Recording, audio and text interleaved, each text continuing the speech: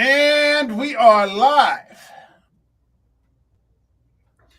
So, welcome to episode 121 of An American Werewolf in New Jersey. I am the American Werewolf.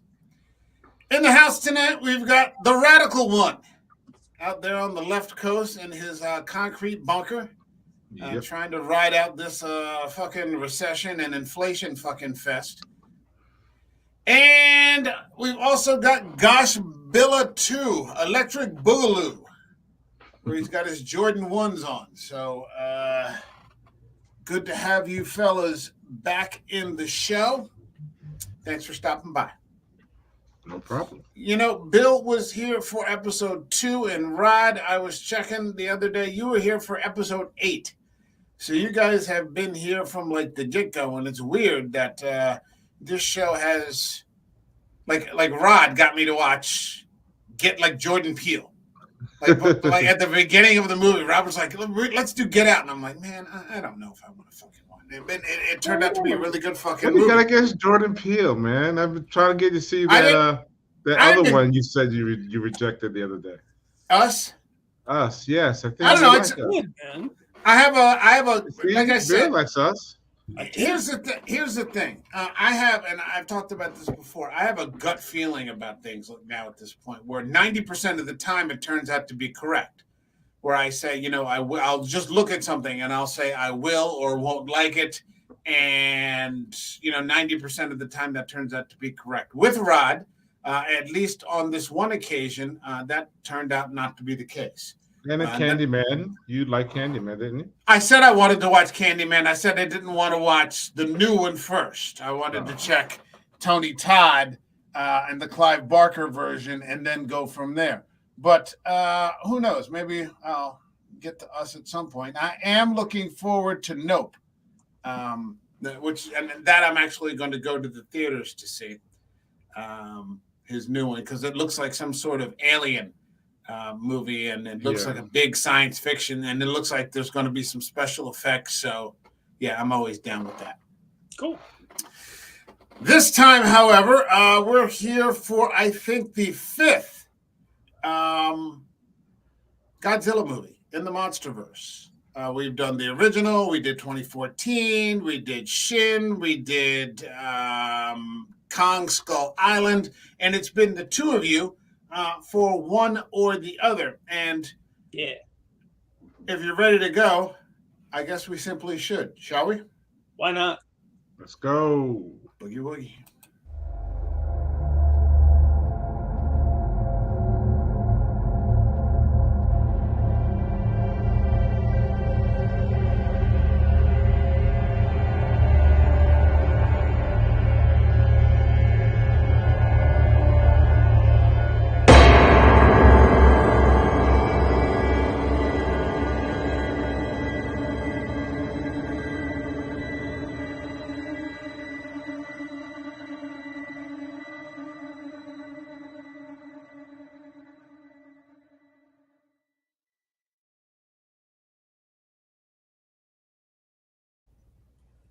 So we got a couple of comments. We got Eric is here. Eric's in the house, and he says, good evening, boys. Great topic tonight. What's up, man? What up, E?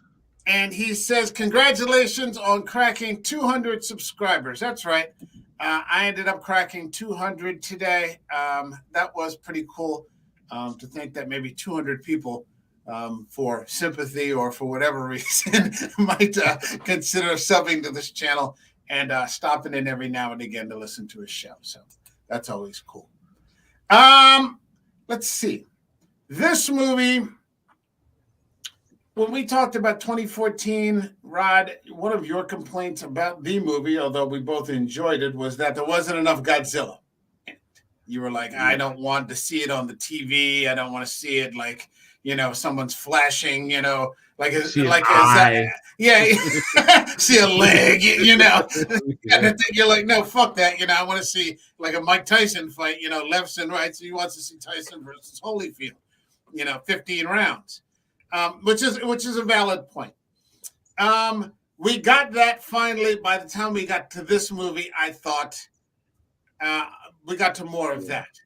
The movie itself, though, was a box office disappointment. It barely broke even. I think it said it made 386 million worldwide. The production budget was between 170 to 200 million, and the marketing for it was 100 to 150 million. Yeah. So it barely broke fucking even. Nowadays, to have a movie only make a few $1,000,000 is not considered successful, especially when you get to these big blockbustery sort of flicks. You want hundreds of millions of dollars in profits. But they've continued with it, and we've enjoyed them ever since then. By this time, 5 years later, we've had 2014. We've had Kong Skull Island. So we know that they're setting that up. And then they come back with this. And like I said, they kind of give you what you want. What you don't necessarily... When I first saw it, because I watched it yesterday, what I thought was, well, what they don't give us necessarily in strong performances, and I don't want to over-critique a Godzilla movie necessarily, but some of them have been actually there's been a lot of depth in a few of the ones that we've talked about. You get it in action. Mark Russell sucks. I had to say it. Mark Russell plays Dr. Russell, the father. Oh my God. Every time he opened his mouth, I just churned. Yeah. There were a number of people here. What's it? Kyle Chandler. Yeah, Yeah.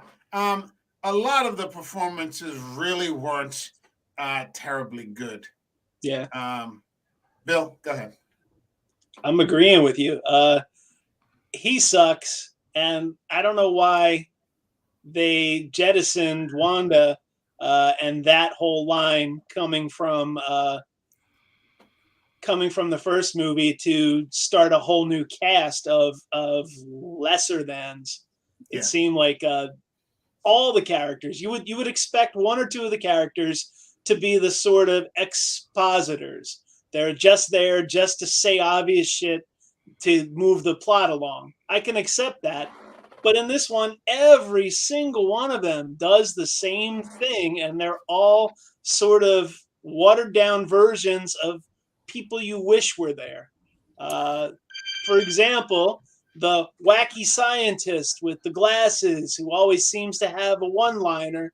He was funny. It was funny, but I'm sitting there going, this guy is discount Dennis Hopper in Apocalypse Now. And it just became like a joke after a while. It's like, oh, he's on screen. He's going to tell us what's happening because they won't show it to us. They're just going to tell us. Hold on a second. We got a comment from Marty over there in Dublin. It's got to be about 3 o'clock in the morning. Dude, thanks for stopping in. I appreciate it. He says Godzilla cameoed in his own film in that first flick. Just like Rod said. He's like the co-star, man. I think Elizabeth Olsen got more screen time than Godzilla did. You didn't see him until an hour into the movie. Here, it starts off almost like a Batman versus Superman thing, where you start to get this like other perspective from the Man of Steel fight, where they're like smashing up Gotham and Metropolis. And it starts off with the Halo shot, which for I think all three of us was like our favorite shot in that first movie, where those guys are jumping in. And I hadn't seen this in a while. I'm like, shit, I don't know. Are we gonna get back into that? And then it's Kyle Chandler, yelling for his son, and Vera Farmiga, and this little baby, and their kid gets killed. I will say this: Kyle Chandler, like Rod said, was completely unnecessary, and anybody could have been that and probably played it better. He did a terrible job. Who I liked, and I learned this from Rod, and I'm appreciative of it. I'm not making fun here. Was Vera Farmiga. Yes. Vera Farmiga and one other person that I'll get into steals pretty much every scene because she's so fucking annoying. Yeah. Yeah, She is so, you just want to punch her in the face. She's such an evil, solipsistic, little fucking narcissistic troll. Mhm. You know, she's awful. But I learned when we watched Underwater, I said the same thing about, oh God, Rod, what was the name of the French actor? The guy who's the captain? I forgot the name. Vincent Cassel. Yeah. And I was like, I fucking hate Vincent Cassel. And he's like, really? Vincent Cassel's a really good actor. And I said, well, he's just always playing someone annoying. And he's like, well, that means he's doing his job. So I'm like, oh, yeah, okay, that makes sense. Now, I'm a Vera Farmiga fan. I'm all about Elizabeth Warren in those Conjuring movies. You know, she's great. And by a different sort of token, she's great in it, or she's good in a different kind of way, because she really does make you fucking hate her. Yeah. Kind of like Charles Dance, whatever, Alan, the guy who played the evil guy. Yeah. He has, first of all, every movie he comes, he has these mercenaries fighting in front of him, and then he just comes walking in and they clear the way for him. He does that every single movie. That's the way. That's because he's Tywin Lannister, man. Yeah. He's Tywin Lannister, brother. He was my favorite person in the movie, because he's the only one that seemed to set everybody straight, because like everybody else is just living in the fucking clouds throughout this whole movie. And this person is saying this, and that person, oh, you know, it's going to be like this. And he's like, what the hell are you people talking about? You know, I mean, I just thought he was great. I loved him in this. I usually don't like him. I loved him as Tywin. I haven't seen him do very much since then. He's been doing these sort of gravitas British action movie guy thing, you know, and he's doing that here again. But yeah, I thought he was pretty fucking good. We're going back to the monarch trope. We've got Millie Bobby Brown, which I liked. Huh? I like Millie in these movies. She was okay. She was okay. I got nothing against Millie Bobby Brown. She was pretty good in this. For a young actress, for a young person, you know, she's she held her own. She's a young actress on the precipice of creating a career. She's gonna wind up in some kind of tentpole summer popcorn movie. It might as well be this. It kind of dovetails to Stranger Things in a way. Yeah. She's almost typecast, but not quite. But you know, she did a good job. She wasn't phoning it in like half the other ones. No, and I mean, to see her in there with Charles Dance and holding her own, to see her in there, even though Charles Dance wasn't exactly, you know, it's not a great story that's written for him necessarily, although I think he held up his own. To see her holding her own with Vera Farmiga, you know, it's a funny thing with these, you know, kids in Hollywood. You know, I think a lot of them feel this is the launching pad for whatever, and for her, it might actually happen. I hope that's the case, because she's actually not a bad actress. She's not bad at all. We've got Ken Watanabe. Oh, wait, where the hell is Watanabe? I had an overlay for him, but Watanabe's back. They don't necessarily give him, well, what did you think about Watanabe? He did what he had to do. It's his specific sort of role. He's the he wasn't as much in he's this. the pro Godzilla guy among the monarch people who, you know, are battling against the military that want to destroy. It's just a cliche, but he's doing, you know, his part of the cliche. It's the same as he did in the first movie. Exactly. He wasn't that different from the first movie. He wasn't as in it as much. Yeah, I thought his role was lessened. Yeah. So the stakes were the same. I think that there were a few too many people in this movie. Yeah. There were a few too many people. We probably could have, you know, gotten rid of a lot of the military people that they were giving 5 or 10 minutes to. You know, Ice Cube's son. You know, it didn't really accomplish anything. You could have stuck with the main cast of characters. And yeah, you know, in thinking about it, you probably could have gone with Ford and Elle, you know, and just brought them back instead of having to reintroduce characters who are clearly, I think, only going to be in it for one movie. Yeah. You know, because we've already gone to Kong versus Godzilla, and none of these people from King of the Monsters are in it again. Mm-hmm. So you're constantly switching characters. They did it with Kong, although that was set up in the Vietnam era. Mm-hmm. So you're just constantly getting all new characters that you have to meet again and again and again. But is it new characters or is it just new faces on the same tropes, though? Yeah. We're not trying to say that this should be Oscar-worthy writing, No. but that it's just going to be cliches. I'll say this again. This franchise is better than the Jurassic Park franchise. Okay. I enjoy these movies far more. And that first Jurassic Park, like we've all agreed on, is just a GOAT level movie. And what Spielberg did. After that, it's been constantly falling off and watered down. And it's the same movie over and over and over again. And this new trilogy hasn't interested me at all. The last one was terrible, so much that I have no interest in seeing this one at all. Well, maybe why this Godzilla was, like you said, didn't make that much money, just barely, because it wasn't that much different from 2014 plot wise. A lot of things seem the same. In the very beginning, you start seeing you introduced to Mothra in the shell and the egg and about to be born. You know what I mean? It wasn't that different. I think this one was more about the fighting. I know you probably get into this, the battles between the creatures, which was much better than 2014, but it wasn't plot wise. It wasn't that much. It wasn't extraordinary different for me. Right.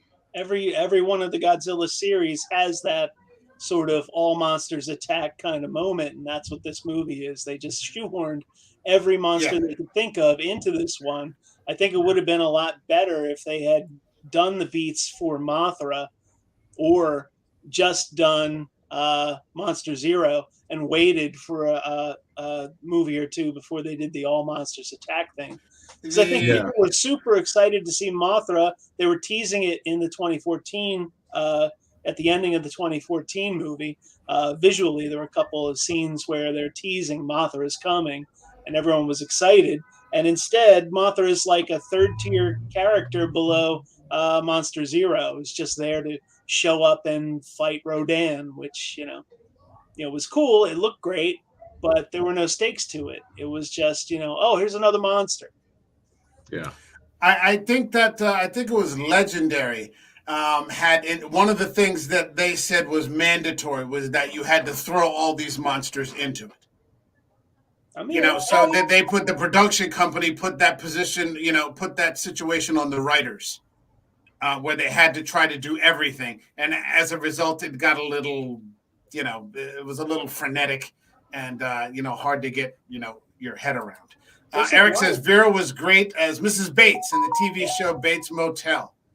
Okay, I didn't see Bates Motel. I got to get around to it. Millie Bobby Brown, she's in it too. So what they did do was make reference, and I caught this, is that there's 17 different Titans that they can reference to, because we know that they're coming back with another movie. But it immediately starts off where they're about to unleash the Mothra character, who I thought had really good special effects.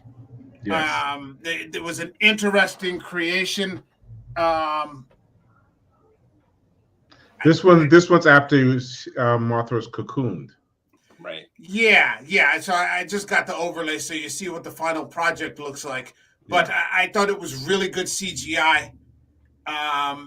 They clearly were, going for it and giving it their best on that one. But what's happened with the story is that Vera Farmiga is a monarch scientist who's collaborated now with Charles Dance, who's this mercenary who wants to unleash all the monsters into the world. To save the world. By killing 90% of the people. Yeah. Yep. So you've got like this genocidal sort of, cabal of people. And, Vera Farmiga just knows everything because her son was killed, so no one's going to tell her anything. So she just plans to murder the whole fucking planet. Right. And so, Bill and I have talked before about how, the tropes in Godzilla is when man gets too high and mighty, Godzilla sort of comes forward, or the monsters come forward to sort of, reset things. Here, the trope is war, pollution, and I think the other one was, what was it? Climate pollution, overpopulation, pollution, and war. Sure. And I was just like, I'm not sure that's an appropriate rationale to unleash 17 hell dinosaurs, into the world, but you can't tell her anything. Well, the original plan wasn't it to release one by one, and it was Monster Zero who unleashed every other of the monsters. Is that how it in the happened? film? Well, No, in the film, she was supposed to release because he said something. Charles Dance said something. We were supposed to release them one by one, but I guess now we're gonna have to go with it. Right. Jump on it. Right. And Monster Zero, which they didn't get into enough of, Monster Zero is sort of a fake leader of the Titans. He's actually an alien. Yeah. He's actually a space alien that is not one of Earth's own Titans, and that comes from the 1969 movie where he destroyed Venus, and now he's going to destroy Earth. So they think like Monster Zero is going to be the de facto leader of the Titans, and he is until Godzilla shows up. And I think that, yes, they wanted to get rid of, they want to unleash them one at a time. And you're right, it sort of does spin away from them. But what happens is that eventually they planned on, like you said, just doing it one at a time. Yeah. So it happens faster than they had anticipated, but it basically is the same end result. They're going to unleash, every monster out into the world, and, you can't tell Vera Farmiga anything, which, really makes you want to, wrap your hands around her neck and just choke her. And that one Chinese lady from Crouching Tiger, she's like, you bitch. Go ahead, Rod. No, I was gonna say, and they were going to control them. That's the other big thing. They were going to control each monster. The acoustic, the orca. The orca. Yeah. They're going to control each one, and then Monster Zero comes and trumps their orca, and then controls all the monsters. This is where Charles Dance, I think, just comes into him perfectly, because once it starts to spin out of control, he's really not surprised by any of this. Like Vera Farmiga is like, oh my goodness, what's happening? This is spinning out of control. And, Millie Bobby Brown is like yelling at her mother. Charles Dance says something. This is the best line in the whole movie. And she's like, keep her out of it. He's like, no, bring her into it. He's like, you brought her along. He's like, what exactly did you what exactly did you sell her here? Did you think we were going to be like setting up some new utopia? They just planned to bunker down somewhere and just, sit out the apocalypse. Yeah, basically. It could have been done so much better. He could have played it so much more like Dr. Strangelove, where you got this crazy guy who had sort of a plan, but is now just pushing it. Instead, he's all reserved. He's just letting things happen, and then when things change, he's just like, oh, all right, we'll go with this. It could have been played so much better for so much more effect. The people who wrote this and directed it were the people that were involved with Krampus. So I forget their names. It's the same group. You had Gareth Edwards, who was the first director from the 2014 movie, but I can't remember the name of the director for this one. It was the people that wrote for Krampus wrote for this, and then one of them became the director. Gareth Edwards didn't want to get involved. There was a small subplot, I think, where towards the middle of the movie, they were actually going to kill Godzilla. And so what would happen is Kyle Chandler, who's like the most annoying bastard or just kind of useless, would sort of, have his come to Jesus moment when it was too late. Right. Which kind of would have made, for a more interesting movie. It would have been something with a more definitive ending, which instead of what we kind of got in terms of a story. Now, we could go back and forth with this, but by and large, let's talk about some of the pluses. I usually don't do it this way, but I think we've started out bagging the movie a lot more than I had thought we were going to, or at least we're in unity on it. The Monster Zero effects were actually pretty cool. Absolutely.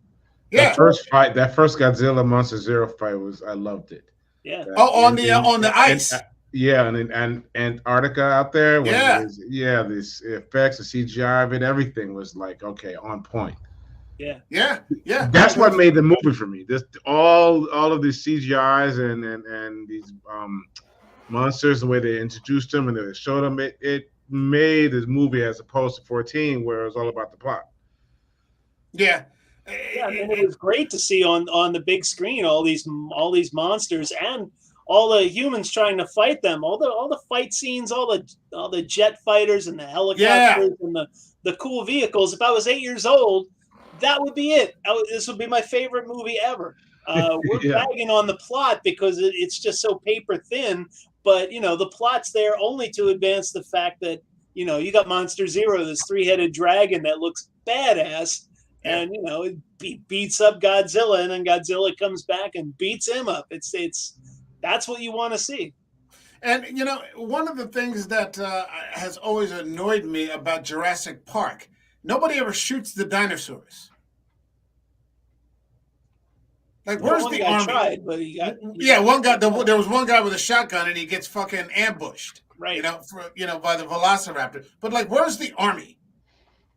Like, where are the tanks? Cloverfield. When we saw, I want to talk about Cloverfield one of these days, maybe for like 150. I want it to be like a special number movie because I just love that movie. But I mean, the fucking army is in New York City. The tanks, the fucking airstrikes, the stealth bombers. The soldiers on the ground. They're just shooting the shit. There's just war just going on in the middle of the streets. But nobody ever thinks to do that in Jurassic Park. And especially in the last one, they turned everything over to a little kid, who decided to let all the dinosaurs out into the world. So I'm like, okay, that makes sense. Hold on, agoraphobes here. Love Millie Bobby Brown and Vera Farmiga. Yeah, they're good. They're good performers. Sean Digital Blue, what's up, man? Thanks for stopping by. The monsters kind of carry the movie except for Brown and Farmiga. Exactly. Yeah. Exactly. Yeah. I would throw Charles Dance into that just a little bit because he's kind of the realist, and I don't know. That's just he's not eating enough. I think he made his little spots and he held the scenes down, but he's not in it. You just see him every once in a while. It wasn't surrounded by him more. It was more about Vera and that's the human working with him. That's the human story. The human story is they're trying to get Millie Bobby Brown back. Yes. Yeah. Mom and dad are trying to get Millie Bobby Brown back. That's the human story. And it's not as good a story as we got in 2014, as much as we belly ached about Ford. But I mean, with that movie, you had Cranston, kicking ass for about 30 minutes. You had Juliette Binoche just knocking you on. She's only in it for 5 minutes. She just knocks you on your ass. Yeah. And Rod and I talked about how heartbreaking that is.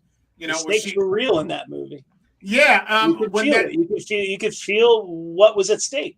I remember watching that movie for the show, and I told Rod this when the door closed. I got to my watch and counted in 7 seconds before she hits the door. And you're just like, holy shit! Like, this is just awful. Here, you don't necessarily really have anything like that. They try to do that. They try to do that in the end when that's what infuriated me. Yeah. It was they try to do that with Vera at the end when she, I'm gonna sacrifice myself and die. Fucking die. Let's go. You know what would have satisfied me actually if she hadn't died, and if they had just like invented a hole, like to throw her in for like the rest of her natural fucking life. I mean, she's just, how many millions of people have died? Right. She should wind up in jail. Monarch should be pursuing her and putting her in jail. There should be something like that happening. Instead, they tried to make her into some sort of, they tried to give her a redemptive arc. And it just made like when she pulls up in that Humvee and starts barking orders. Mhm. Get in Get in the now. car. Yeah, yeah, They yeah. should have just shot her right there and thrown her out into the street and just taken the fucking Humvee. That You're was a like, good. That was a good line though. Ice Cube's son, oh yeah, being the discount Will Smith. He's like, if you two were my parents, I'd run away too. Yeah. yeah, That was so exactly. good. What did Oh. you say? Well, I mean, this was my favorite. Fucking Rodan. Hell yeah. Yeah. Oh man, this was badass. Yes. Rodan's go against these stealth fighters here. Oh yeah. Yeah, man. I mean, this was like the pterodactyl from hell. And it's funny because the Critical Drinker just did a review on the new Jurassic Park where, like, this old, propeller plane gets attacked by a pterodactyl, and I'm looking at the effects, and then I'm like, nah, we got it much better here. This is that whole thing where the volcano just explodes. Mhm. Yeah.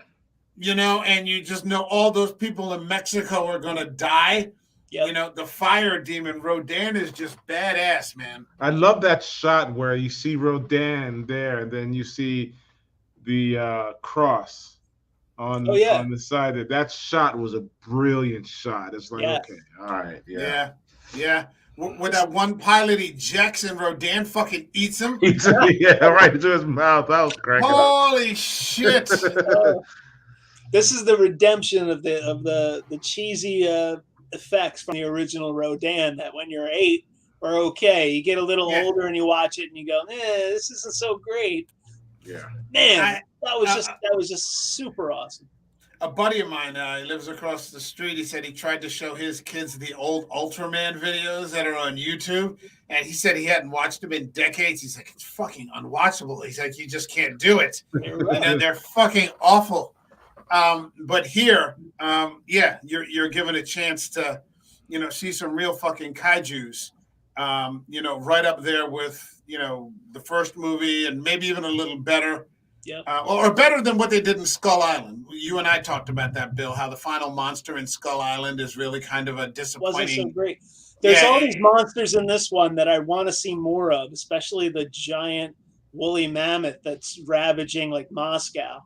And I wish that they could all get broken off into like their individual movies if they could come up with plots to carry them all, because they all seem really interesting. That giant crab thing looked really fucking creepy too, man. And I mean, these were like scary looking monsters because you're used, in one form or another, we all know what Rodan looks like.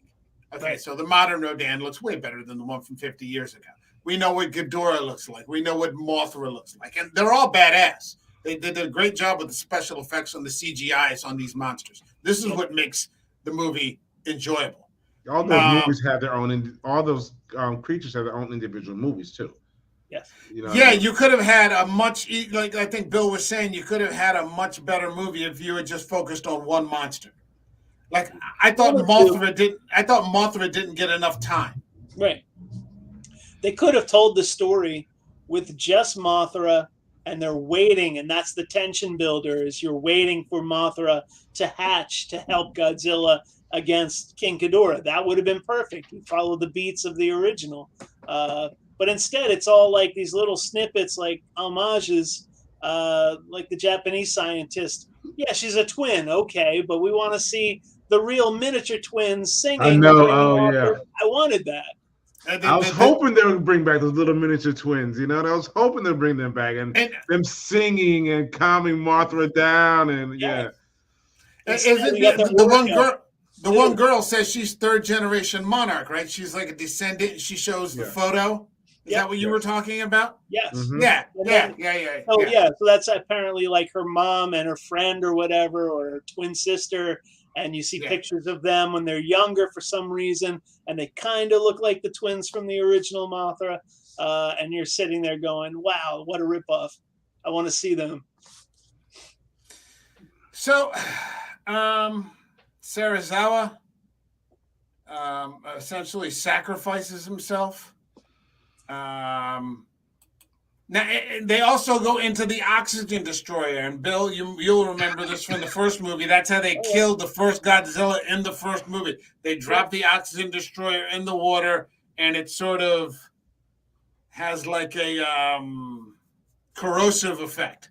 Right. It like chews them to the bone. Mhm. Here they do the oxygen destroyer again in the second fight between Ghidorah and Godzilla at sea. Mhm. But it only succeeds in hurting Godzilla. So Serizawa, and this was kind of a cool scene because I like Serizawa. I wish he hadn't died. I wish they had given him. It's Ken Watanabe, and Ken Watanabe is a really good actor. So I wish they would have given him something more to do. Instead of just being another Japanese guy dying by radiation, setting off a nuclear weapon, and I'm just like, really? That's a little on the nose. It would have been interesting if they had thought to have a scene where he gets injured and his eye is covered by an eye patch, and then he goes and sacrifices himself. That would have been a great homage. But no one came and asked me to be in the writers' room. So yeah, that's yeah. That I mean, the moment he died, I like the fact that they showed his sympathy and his. I mean, they did it throughout a little bit about his connection to Godzilla. Mm-hmm. You know what I mean? The way he humanized him. He's the he's the lifelong nerd. Yeah. He's the lifelong, like, this is his whole life. Yep. You know, like, there's nothing else but this. Mm-hmm. You know, and so, you know, you start to talk about Monarch and Kong, you know, where you got John Goodman, who's sort of he's a little underhanded in the way that he goes about tricking the army into going out there. You know, he ends up getting a lot of people killed, and then he ends up going splat. This guy is he's a bit of a mad scientist, but he's more pure-hearted. Yes. And, you know, you like to see Watanabe play characters like that. Talk about an arc, though, with Monarch. In 1974, they're almost out of business. They're begging the senator for funding so they could go to Skull Island. Fast forward to 2016, and they've got every vehicle possible and every sort of angle. They're like S.H.I.E.L.D. now with all the big space toys that they have to play with. Yeah, you see that in the very beginning in that Senate meeting. I mean, they're essentially sort of walking out on the U.S. Senate. Mm-hmm. Yeah. You know, not that you probably shouldn't have those proceedings, but I mean, you know, they're just sort of walking. You know, they're in charge. You know, they're holding all the cards. But once the world knows that there are Titans, that's all of a sudden Monarch is getting all the funding. And there was another great actor in there, and they didn't give him anything to do either. He had a very small part. David Strahan. He's the admiral. Oh yeah. Yeah, I mean, you had another great. I mean, way better than, you know, half those kooky people on the ship that were just cracking one-liners the whole time. Mm-hmm. You know, he was like the chairman of the Joint Chiefs, I guess, at this point or something like that. And you saw him in there for like 5 minutes. They should have just kept all the command decisions with the field commander, that woman, the bald woman. Because she was pretty good. Yeah, she was pretty good. Bringing in the admiral, it steals her agency. She's no longer in charge. She's just a sort of another mouthpiece. Like they shoehorned way too many characters in there that didn't need to be there. But if you were going to do that, you should have taken her out in the first place, and you could have brought Strahan back from the first movie, who was the admiral in the first movie. He's back for the second movie. He's working with Serizawa. Mm-hmm. I mean, I hate to say it, and you know, the three of us could probably sit down and write a better fucking script than this. Yes. If we sat down at a table and just sketched out some outlines, you know, I mean, we probably would avoid like a motherfucker the plot holes. Oh yeah. You know, why is this person have executives breathing down our necks? We are chewing this. We are chewing this up, man. Huh? We are chewing this up. This is like when we did Silver Bullet. Yeah. I didn't think it would be like this, but it turned out like it's not a fucking lie. I'm not really shitting on it because I enjoyed the shit out of this movie, and I love the special effects, and I don't expect much. I'm just comparing it now. I'm just taking it and comparing it to like a well-written movie because it's not, you know. So I'm just, you know, punching holes in the plot just for the heck of it. Yeah, don't miss. I own this movie on Blu-ray, mm-hmm. So, and that's how I watched it. I don't have to wait for it to stream somewhere. I own this. I own Shin. I own all the ones that we've covered. I own them all on Blu-ray. And when we do Kong versus Godzilla in a couple weeks, Yep. I own that on Blu-ray. And it'll be the first time I've seen it since. But I won't movie was hesitate to say entertaining. that Monster X, those three heads, were doing a much better acting job than 90% of the people on screen. Yeah, yeah, and that's because you're not giving them much to work with. You really do have an ensemble here. You've got Watanabe, you got Strahan, you got Farmiga, you got Millie Bobby Brown, you got Charles Dance. Was it Bradley Whitford? He's a pretty good actor. Yeah. And they turned him into like a clown. And probably one or two. Kyle Chandler, anybody could have been Kyle Chandler, but he's just so bad. He just ruined it for me. He ruined Is it that he's bad, or is the script bad, or are they both bad? His lines, something about him was just so annoying. Every time he opened his mouth, it made me cringe. It's like, shut the fuck up and get out of the screen. Get away. We don't need to hear you. I think that's. It might be the script. I don't know. I think that's the problem. They haven't written any likable characters. Right. Like in terms of the main circle of people in here, either aren't doing enough where you're interested in them, or the other people are just sort of annoying. So like all the wrong people are up front, and the people that should be up front aren't given anything to do. If there was only 6 main characters and we stayed with those 6 people, it'd be wonderful. Yeah. I mean, I hate to say it, but Twister was a better written ensemble movie than this, because at least in Twister, they all had something to do with moving the plot forward, and it wasn't just sitting there going, yes, there is a tornado, it is coming toward us. That's just. But at the same time, we got to be realistic. The movie is about Godzilla. We hardly even talked about Godzilla right now itself. You know what I mean? But the movie is Godzilla, and it's about the Monster Island, the monsters and the fighting. And the plot brings it down. But here's the thing, and like you've been part of this, but Bill's been part of it too. We started out with the 54 movie, which is like fucking Criterion Collection, where you can put a scary monster in there, and that fucking monster is terrifying. Yes. From 54, and it's dark as fuck. And there's also a story like a motherfucker in it from 54. Yes. So, this being the 5th movie, I'm pretty sure this 5th movie is the weakest of the ones that we've covered so far. We've done this. We've done... we've done 54, we've done 14, we've done Shin, and we've done Skull Island. I loved Skull Island. And we talked about that, how the troops in there, it's not Apocalypse Now, it's not Platoon, but there's just enough in there where you're invested in all these guys and you like all of them. Yes. Yeah. And you even love the way that Samuel Jackson turns into a fucking mad villain. Right. He's playing the end of character. He has that sort of arc, which again, I wish the terrorists, Charles Dance, Lannister would have had that. It would have been better if we saw him go from, if we saw him go from a dedicated and disciplined, I want to save the world, to someone who's ready to just destroy the world because he's lost his marbles. Yeah. Well, who knew it was going to go this way?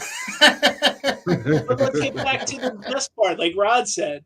Let's talk about Godzilla. All right. Of course, I'm not a fan of this Godzilla when it comes to the way he looks, and I think Mike and I, when we were talking about his roar. You know what I mean? His whatever if for some reason it just. I don't know. I just don't like the way the head of this Godzilla looks. You know what I mean, and it doesn't work for me as well. But maybe because I'm so spoiled because I'm an old 1960s, 70 Godzilla fan, and that's my Godzilla, and I'm going to stick with them. What did you think of these creature effects for Godzilla, Bill? I kind of like this Godzilla. It's a way better than '98. Oh Jesus, yeah, we agreed we weren't mentioning that, yeah. But is that the Matthew Broderick Godzilla? Yeah. It doesn't remind you of that Matthew Broderick Godzilla, no? This is a different Godzilla than the one we got in 2014. Right. All right. Okay. Here's Godzilla from '54. Yes. Okay, and you can just see how dark this fucking movie is, and it never really gets any lighter. Like, it's just dark and everything's burning and children are fucking dying of radiation poisoning, and it's a horror story. Now, Here's Godzilla from 2014. And I thought this was a pretty impressive creature. Okay. It is pretty good. It definitely looks different. He doesn't look like the old Godzillas. He's a wholly new creature. Yeah. And it's a good creature. He looks like he's been weightlifting, his shoulders, he's all bulked up, He's been going to CrossFit gym for about a year now, he's ready to fucking rumble. Now here's the fucking Shin Godzilla. This is the Godzilla that I enjoy. This was 2 years ago, or 2 years after 2014 in Japan. They made a fucking Godzilla movie. I thought this was terrifying with those teeth. It just seemed like blood was in his fucking teeth. Here's the Godzilla we got for King of the Monsters.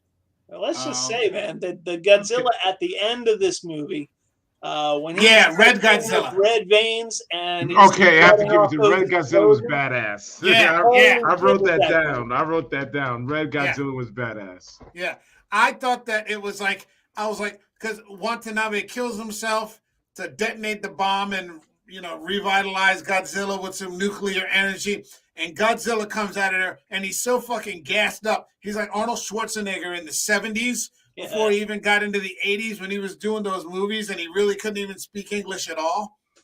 Holy shit. Red Godzilla was a terrifying fucking beast, man. And he just beat the shit out of like everything. Yep. Yeah. Oh, man. Yeah. And unfortunately, I think one of the other things I was a little disappointed about talking about the fights was that Mothra got killed. Mothra sacrificed herself. She did, but I would have liked to have seen Mothra make it. Yeah. Didn't they find another Mothra egg or discover another Mothra egg or something? No? I thought I read that somewhere. I think that's what's going to be a guest appearance in the next Godzilla vs. Kong. It could be. We've also got all these other Titans. What I thought was actually really fucking cool was that Godzilla fucking alphas over fucking Ghidorah so bad he fucking eats him.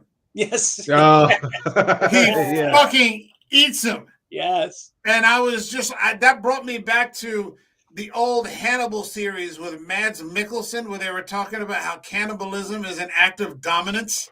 Yeah. You're just so fucking dominant over this person that you actually just fucking eat them. And there's this one scene where Eddie Izzard is this guy who pretends to be, he's taking credit for Hannibal Lecter's murders because he's crazy. He's a doctor too.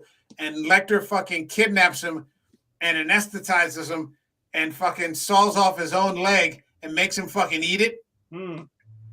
Holy yeah, because it's just all about dominance. And when I saw him fucking with that Ghidorah head like sticking out of his mouth as he just fucking chokes it down, I was like, holy shit. Yeah, this guy the fucking juice to Godzilla. Don't fuck with that guy. Yeah, that was brutal. Damn. But it was great how they bowed to him at the end. Yeah, he wasn't listening to anybody's shit at that point. He didn't want to hear it from fucking anybody. Oh, man. Well, I mean, this episode didn't exactly turn out the way that I thought it was going to. But, I mean, what did you want, Mike? What did you want in a perfect world? What I want to be? No, what I want is exactly what happened. We didn't tell people necessarily what they wanted to hear, but we told them the truth. Yeah. And so that's what I always want with every episode. But sometimes I think we're gonna like a movie, just like I said with Silver Bullet. And so I had no problem with the way Silver Bullet went down because it was true. Everything that we said was true, and that's what we thought about it, and we happened to be in agreement on it. There have been other episodes where we're not in agreement on it, but that's fine too, because everybody just, says what they think. So as long as we're doing that, then the episode always goes the way that I want it to go. All right. Fair enough. Overall, it was an entertaining movie. Overall, I own the movie. Yeah, it's entertaining. It's not something you go in there, like you said, it's not Oscar worthy, or it's not the best script in the world, but it makes it through. The fighting, the monsters helps carry the movie and keeps you interested in what's going to happen. And the big fight scene in the end is an incredible fight scene with Rodan and Mothra and Godzilla and Monster Zero. And, all of that. It's a great scene at the end. You know what I mean? But it wasn't the type of script or plot that you would be like, oh man, this is awesome.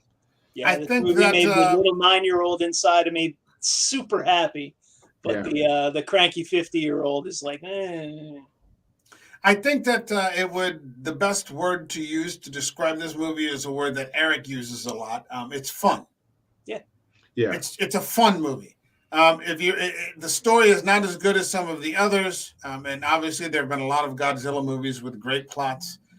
This isn't one of those, but it's still a fun movie. You've got some pretty strong performances by Farmiga, Charles Dance. So you should joke. I would recommend anybody to check it out. I own it. As much as I said we're bagging this movie, I own it on Blu-ray. Maybe a year from now or something like that, I'll put it in again and watch it. And it won't be a problem. So, I think we're all in agreement on that. So check it out if you haven't already. And it's still way better than any of those fucking Jurassic Park movies with the exception of the first one. I still highly recommend it. I say you gotta watch it just for the special effects and for the bridge between Skull Island and the next one, which is they're clearly Godzilla versus Kong. Yeah, they're clearly setting us up for Godzilla versus Kong, which we're going to cover in a couple of weeks. Yes. All right. I think that's as good a place as any to bring this to a close. Rod, do you have anything that you want to plug? No, I don't. Not right now. I'm doing a play, but that's about it. But aren't you doing Cormac McCarthy? Doing what? Cormac McCarthy, the Sunset Limited. Oh, the Sunset Limited. I'm not. If I do the Sunset Limited, it won't be until the fall. I'm doing this play called "Trouble in the Water" about Robert Smalls, who is he stole a Confederate ship. He posed as a Confederate officer, and he went through the North and became free. Became the first African American senator in the country, Black African. I know shit. Okay. So I'm doing a play about that. Very cool. Very cool. Yeah. It's always good to know that the stage is alive and well. Yes, it is. All right. It has to be for me, unless I wouldn't kill myself. I love the stage. There you go. We were just talking about Tony Todd at 63 is retired from acting. He's going full time into the stage work. So he's going to spend the rest of his time in the stage. Or 67. He's 67. Maybe he'll do the musical version of Candyman. There you go. Bill, anything? Sure. Come see my band, Otto's Jacket. We are playing in Milltown, New Jersey on July 8th. And once again in Milltown in the middle of August. And then in New Brunswick, they shut down the streets. And we'll be playing in the middle of the streets for anyone to see the first week of school when Records gets back. So look for us, Otto's Jacket. We're pretty good. Are you on any social media? Do you have a page or? You could probably find us out there. Maybe. I don't know. I make no promises. Okay. All right. Fair enough. All right. So that's it for tonight. My thanks to the Radical One for stopping in once again. We will be back again, I think, when it's time to get to Candyman. So a couple of weeks from now. Yeah. when we do the second Candyman movie. And my thanks to Gosh Builder 2, Electric Boogaloo. Very scary. I will be back on Thursday with the Cinema Cities podcast as we continue the Summer of Crime, with a motherfucker of a crime drama, Hell or High Water, with Chris Pine, Ben Foster, and Jeff Bridges. It's phenomenal, and I can't wait to talk about it and see Sydney again, and that's going to be very cool. All right, everybody. Thanks for stopping by. We'll be back on Thursday, and have a good night.